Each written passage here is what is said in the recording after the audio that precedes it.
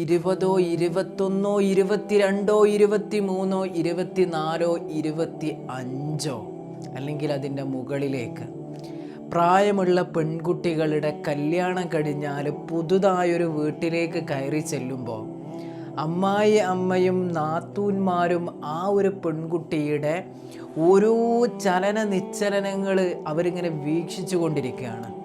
എന്തെങ്കിലും ഒരു ന്യൂനത കണ്ടെത്തി കഴിഞ്ഞാൽ അതിനെ വീർപ്പിച്ച് പർവ്വതീകരിക്കുന്നത് കാണാം. പക്ഷേ നിങ്ങൾ ആലോചിക്കണം, അതീ ന്യൂനത, അതായത് ഈ പെൺകുട്ടിയുടെ ഭർത്താവിൽ നിന്നാണ് വന്നത് എങ്കിൽ അതിനെ എത്രത്തോളം നിസാരമാക്കാൻ കഴിയോ അത്രത്തോളം നിസാരമാക്കിയിട്ട് പറയുന്നൊരു വാക്കുണ്ട്, ഓൻ്റെ കുട്ടിക്കളി ഇതുവരെയായിട്ട് മാറിയിട്ടില്ല കേട്ടോ എന്ന്.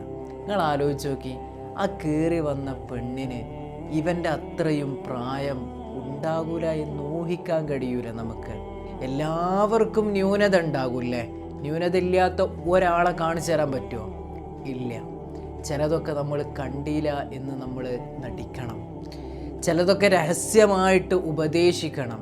അല്ലാതെ പരസ്യപ്പെടുത്തി ഒരാളെയും അപമാനിക്കാൻ നിൽക്കരുത്.